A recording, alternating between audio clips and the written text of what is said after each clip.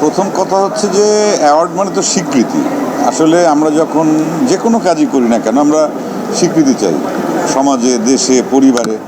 এবং স্বীকৃতিগুলো যখন আমরা পাই তখন সেই কাজের প্রতি আমাদের একটা আলাদা আগ্রহ বাড়ে, মানে কাজের প্রতি কি বলবো, যে ডেডিকেশনটা বাড়ে, যে আমার এটা এখন দায়বদ্ধতা। যেমন আমি আমার জীবনে অসংখ্য পুরস্কার পেয়েছি, ন্যাশনাল অ্যাওয়ার্ড থেকে শুরু করে বাংলাদেশে এমন কোনো পুরস্কার নাই, দেশে বা দেশের বাইরেও অনেক পুরস্কার পেয়েছি। এখন এই পুরস্কারই যে সব তাও আবার না, সবচেয়ে বড় পুরস্কার মানুষের ভালোবাসা।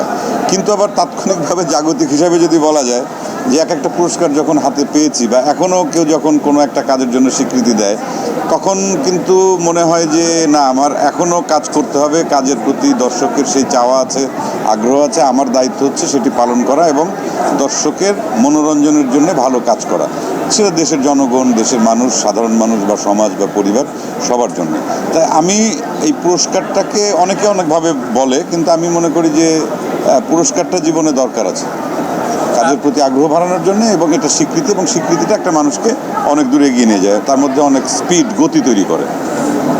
এবার যদি একটু দমে ফিরি, আসলে কতটুকু দম নিয়ে আসলে এর আগে কথা হচ্ছিল, আসলে ওই দিন কবে নাগাদ যাচ্ছেন সেটাও জানিয়েছেন।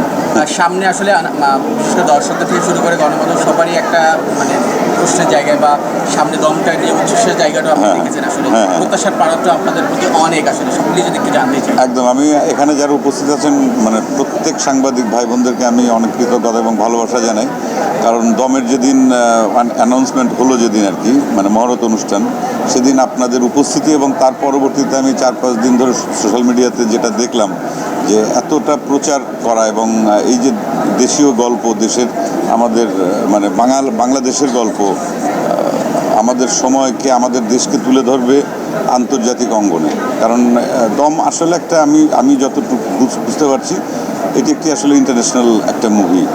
মানে এই গল্পটি শুধুমাত্র যে বাংলাদেশের দর্শকের কাছে সীমাবদ্ধ থাকবে, নট দ্যাট, এটা আন্তর্জাতিকভাবে ছড়িয়ে পড়ার মতো সেই সম্ভাবনা আছে এই ছবির গল্পে। বা আমরা যাচ্ছি কতটা কষ্ট করে, কতটা ঠিকঠাক মতো কাজটা করতে পারি, যদি আমরা সাকসেসফুলি করতে পারি আমার মনে হয় যে আন্তর্জাতিকভাবে স্বীকৃত একটি কাজ হবে বাংলাদেশের দম। তা সেই জায়গা থেকে আপনাদের নিশ্চয়ই সাপোর্ট তো সবসময় ছিল বা ভবিষ্যতে আপনারা করবেন। তা আমি খুবই আশাবাদী, এবং আমি নর্মালি খুব বেশি কাজ করি না, এটা দর্শক খুব ভালো করে জানেন। আমি 1-2 বছর পর পর সিনেমাতে অভিনয় করি, ভালো গল্প না পেলে আমি করি না, ভালো ডিরেক্টর না হলে করি না, ভালো টিম না হলে আমি করি না। এটা হচ্ছে ব্যক্তিগতভাবে আমার নিজের রুচি বা নিজের চাওয়া, বা আমি কী করতে চাই বা দর্শকের কাছে আমি কিভাবে পৌঁছাতে চাই। তো সেই জায়গা থেকে আমি আপনাদের মাধ্যমে দর্শকদেরকে বলতে চাই যে দম একটি ভালো সিনেমা হবে, আমরা সেটার পেছনে এখন সবাই পরিশ্রম করছি, এবং এটা যদি সাকসেসফুলি আমরা শেষ করতে পারি তাহলে তখন আপনারা সিনেমা হলে সেই ছবিটি দেখবেন, আপনাদের ভালো লাগবে এবং আপনারা আশাভঙ্গ হবেন না, একটু কথা দিতে পারি। দর্শকদের মধ্যে এখনই একটা শ্বাসরুদ্ধকর অবস্থা যে দমের পরীক্ষায় আসলে কে জিতবে, চঞ্চল চৌধুরী নাকি নিশো ভাই। আসলে কারণ যেমন চঞ্চল চৌধুরীর অভিনয়ের আলাদা একটা দর্শক আছে এবং সবাই তাকে পছন্দ করে, ঠিক নিশো ভাইয়েরও আপনিও নিজেও ওদিন বলছিলেন আসলে তারও একটা জায়গা এমন একটা জায়গা অভিনয়ের, বিশেষ করে এই দুই অভিনেতার দমের পরীক্ষায় আসলে কে জিতবে না জিতবে, কেমন হবে কেমন হবে না হবে সব কিছু মিলে দর্শকদের যে শ্বাসরুদ্ধ করার একটা অবস্থা। আচ্ছা, হ্যাঁ, দর্শকের এটা মনেই হতে পারে যে কে জিতবে, কে হারবে, কে ভালো করবে, কে খারাপ করবে। আসলে ব্যাপারটা হচ্ছে যে একটা সিনেমাতে অনেকগুলো চরিত্র থাকে, প্রত্যেকটা চরিত্রের গুরুত্ব আসলে আলাদা এবং চরিত্রগুলো আলাদা, এবং এক একটা চরিত্রের জন্য এক একজন অভিনেতা বা অভিনেত্রীকে কাস্টিং করা হয়। সেক্ষেত্রে সে যদি ঠিকঠাক মতো কাজটি করতে পারে তাহলে ওই ছবিটি ভালো ছবি হয়, দর্শক দেখে আনন্দ পায়। যেমন একটা ক্রিকেট টিম বা ফুটবল টিম তখনই ম্যাচটা জেতে যদি সবাই মিলে যদি একটা ভালো স্কোর করতে পারে। এখন যে হয়তো বা মানে ওপেনিংয়ে নামলো, হয়তো 0 রানে আউট হয়ে গেল, পরবর্তী যখন খেলোয়াড় নামে প্রত্যেককে কিন্তু কিছু স্কোর করতে হয় জেতার জন্য। তা আমি মনে করি যে একটা সিনেমা হচ্ছে এরকম একটা গেমের মতো, সেখানে এককভাবে আসলে না, প্রত্যেকটা আর্টিস্টকে কিছু না কিছু সেখানে দিতে হয়, এবং সেই দেওয়া নেওয়ার ক্ষেত্রে কেউ একটু বেশি দেবে, কেউ একটু কম দেবে। তা ওই জায়গাটা আসলে কম্পেয়ার করি না আমি, ওটা হচ্ছে চরিত্র অনুযায়ী তার অভিনয়টা। তা নিশোর যে ধরনের চরিত্র, আমার চরিত্রটি আলাদা। এখানে দুইটি চরিত্রের পরিপূরক, একটি ছাড়া আরেকটি কিন্তু হবে না। মানে একটা চরিত্র আরেকটি চরিত্রকে সাপোর্ট করছে। তো এইরকম প্রত্যেকটা চরিত্র নিয়েই হচ্ছে আমাদের টোটাল গল্পটা। ভাইয়া যদি আরেকটা প্রশ্ন করতে চাই আমার, আপনাকে আগের সিনেমাগুলোতে যেভাবে দেখেছি তুফান থেকে একেবারে ভিন্ন একটা আঙ্গিকে দেখছি। তুফান বলি, ইনসাফ বলি, পরবর্তীতে যদি উৎসব বলি বা এখন যদি দমে বলি, এই চঞ্চল চৌধুরী একবার অন্য চঞ্চল চৌধুরী দর্শক যেভাবে বলছে। এই জায়গাটা যদি একটু জানতে চাই, শাকিব খানের শুরু করে আজকে নিশো, এই যে টক্কর একের পর এক দিচ্ছে আসলে এই জনরাটা নিয়ে। না, প্রথম কথা হচ্ছে যে একজন অভিনেতাকে দীর্ঘদিন যদি ইন্ডাস্ট্রিতে সে কাজ করতে চায়, সেটা টেলিভিশন হোক, ওটিটি হোক, এখন তো মাধ্যম অনেক, সিনেমা, আর আমরা তো তারও আগে মঞ্চে থেকে কাজ করেছি অনেক দিন। তা এই একই ধরনের কাজ করে আসলে বেশি দিন দর্শকের মনের ভালোবাসা জয় করা যায় না, এবং সেক্ষেত্রে এটা পরিশ্রম করতে হয়, নিজের মতো নিজেকে নতুন নতুন চরিত্রে নতুন আঙ্গিকে দর্শকের সামনে হাজির হতে হয়, যাতে দর্শক দেখে। আর অভিনয়টা মানেই হচ্ছে চমক। আমি যেটা মনে করি, যদি কোনো অভিনেতা চমক দিতে ব্যর্থ হন, তার অভিনয়ের ভেতর দিয়ে দর্শককে যদি চমকিত না করতে পারেন, একটা পর্যায়ে সেই অভিনয় আর দর্শক দেখতে চান না, বলেন যে দেখেছি তো একই রকমই করে। তা এই যে এক একবার এক এক রকম করা, এটা একজন অভিনেতার কাজ। যারা যারা এই কাজটি ঠিকঠাক মতো করতে পারেন, তারা দীর্ঘদিন স্ক্রিনে থাকেন, দর্শক তাদের পছন্দ করেন, তাদের কাজ দেখেন। যাদের অভিনয়ের ভেতর একঘেয়েমি চলে আসে, তাদের কাজ হয়তো বেশি দিন দেখেন না। তা আমরা চেষ্টা করি, বা এই মুহূর্তে ইন্ডাস্ট্রিতে যারা আছেন, এর মধ্যে একজন বড় উদাহরণ তো আমি আমার ব্রাদার শাকিব খানকে দিয়ে বলতেই পারি, যে তার নতুন নতুন যে রূপে আবার নতুন নতুন করে রেকর্ড করা, আবির্ভূত হওয়া। তো এই জায়গা থেকে আমরা আমাদের মতো করে চেষ্টা করছি, নিশোর মতো করে চেষ্টা করি সবাই, মোশাররফ বা যারা যারা আমরা রেগুলার এখন কাজ করি, প্রত্যেকের কিন্তু একটা ডাইমেনশন বের করার জন্য নতুন নতুন ডাইমেনশন। কারণ আমাদের অভিনয় কিন্তু প্রায় যদি ধরি, আমাদের প্রায় 30 বছরের কাছাকাছি, বা কারো কারো 30 বছরের বেশি সময় ধরে আমরা অভিনয় করছি। তা 30, 40, 35 বছর ধরে অভিনয় করাটা একটা ইন্ডাস্ট্রিতে এটা খুব সহজ কাজ না।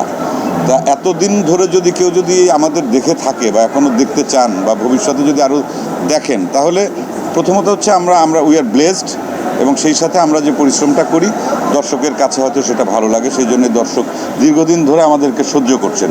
কিন্তু প্রতিজ্ঞা একটাই, কথা একটাই, যে আমরা আসলে নতুন নতুন গল্পে, নতুন নতুন চরিত্রে দর্শককে নতুনভাবে চমকিত করব, নতুনকে চমক দেব, তাহলেই হয়তো আমাদের কাজ দর্শক দেখবেন।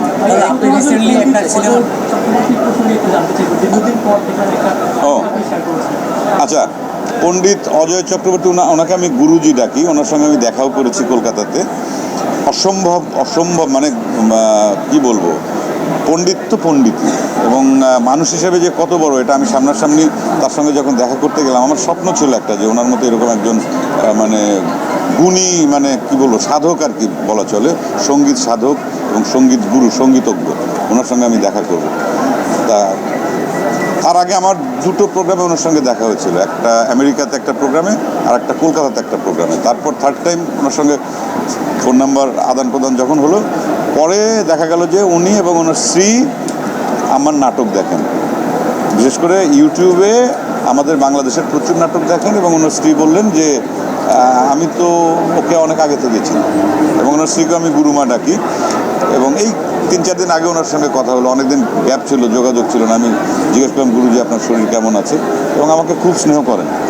আবার টুকটাক যেহেতু আমি গান বাজনা করি, উনি আমাকে বলেছেন যে তুমি একবার সময় করে এসো, আমি তোমাকে কিছু বিষয় আমি তোমাকে দেবো আর কি, টিপস দেবো, গান যেহেতু তুমি গাওই। তা আমার আর সেই সুযোগ এখনও হয়নি। এবং ওনার গান তো যেটা আমি শেয়ার করেছি, মানে অসম্ভব প্রিয় আমার একটি গান। না না না, ওনার গান এই মুহূর্তে এই প্রশ্ন। Thank you. পরে বলো। 30 বছরের শেষ করে বলো। 30 বছর ক্যারিয়ারে আপনি অসংখ্য নাটকের কাজ করেছেন, সিনেমায় কাজ করেছেন, কিন্তু ইদানিং একটু ফেসবুকে যখন আমরা ঘুরি, তখন আপনার সেই হারকিস্টে নাটকের সিনগুলো খুব বেশি আসছে। এই যে পুরোনো সময়ের কাজগুলো নতুন করে মানুষ আবারও পছন্দ করছে, এই ব্যাপারটা ঠিক কেমন লাগে? আসলে যে যত কথাই বলি না কেন, আগের যে কাজগুলোর মধ্যে না একদম সরল একটা বিনোদন ছিল। আগে আমরা যে কাজগুলো লং সিরিয়ালগুলো করতাম, মানে সব ধরনের দর্শক, একদম আবাল বৃদ্ধ বনিতা সবাই মানে মুগ্ধ হয়ে। আগের নাটকের কিন্তু একটা ট্রেন্ডই ছিল, যে ওই নাটক যখন প্রচারিত হতো, বিশেষ করে হুমায়ুন আহমেদের ওই সময়কার ওনার লেখা যে সিরিয়ালগুলো, যখন আমরা গ্রামে তখন পর্যন্ত স্কুলে পড়ি, দেখেছি যে ওই নাটক যেদিন হতো, সেটা ওনার বিখ্যাত নাটকের নাম বলি, তা দোকানপাট বন্ধ হয়ে যেত, সবাই বাড়িতে চলে আসতো নাটক দেখার জন্য, একটা কালচারে পরিণত হয়েছিল। ইভেন সেই ধারাবাহিকতা আমাদেরও কিছু নাটক ওই রকমই ছিল, যে চ্যানেল আই অথবা বাংলা ভিশনে যখন সেই হারকিপ্টে বা শাকিন শারিশুরি যখন প্রচার হতো, আমরা নিজেরা দেখতাম, রাস্তাঘাটের লোকজন কমে যেত, যে আজকে নাটক দেখবে সবাই। তা ওই যে সরল বিনোদনটা এখন একটু কমতি হয়ে গেছে। এখন অবশ্য অন্য দিক থেকে আরও এগিয়েছে, তারপরও জেনারেশনের পরিবর্তন হচ্ছে, কিন্তু কিছু কিছু মানুষ যারা এখনও সেই আগের সেই মানে নির্মল বিনোদনটাকেই পছন্দ করে, যে কারণে হয়তো ওই ঘুরে ঘুরে ফেসবুকে বা ইউটিউবে ওই ফুটেজগুলোই বারবার আসে।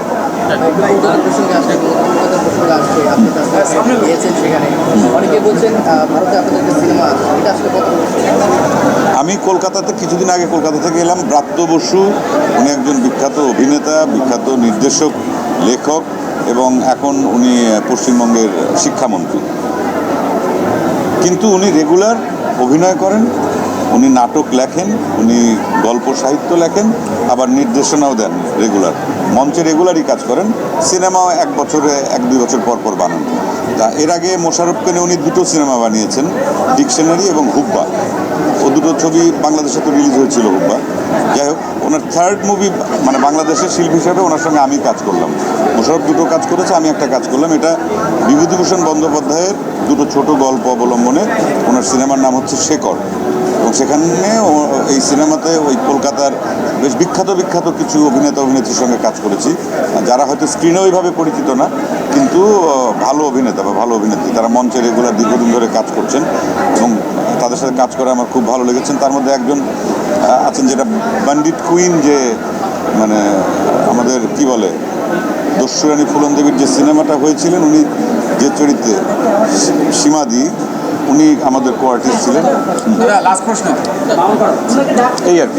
হ্যাঁ, বলো বলো। প্রশ্ন আপনি হয়তো উত্তর আরেকবার দিচ্ছেন এর আগে। মানে আমাদের দেশে দেখা যায় যে কালচারটা